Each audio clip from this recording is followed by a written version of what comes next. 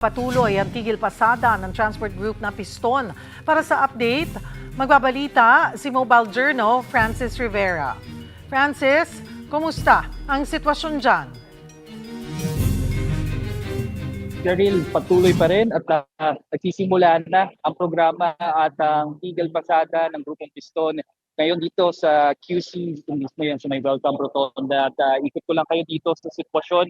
Halo-halo na yung mga nandito, no? At sa obserbasyon nga natin ngayon, may mga kabataan tayo makikita na sumasama ngayon dito sa kilos protesta sa Welga na ito.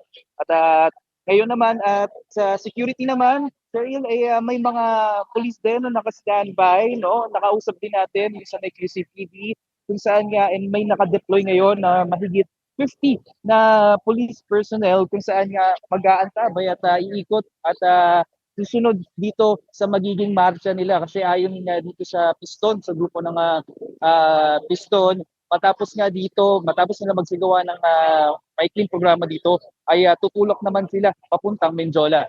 Cheryl? Isa pang transport group yung nagbanta rin ng tigil pasada. Ano ang detalye dito? Yes, Cheryl, bukod dito sa Piston, meron din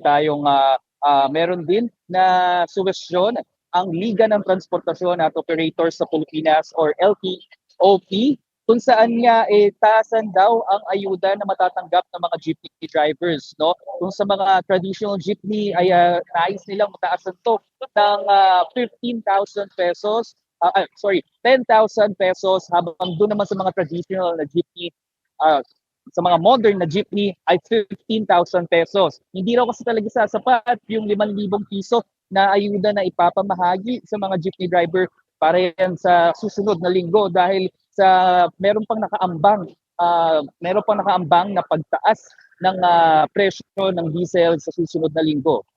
Cheryl? Maraming salamat, Mobile Journal Francis Rivera.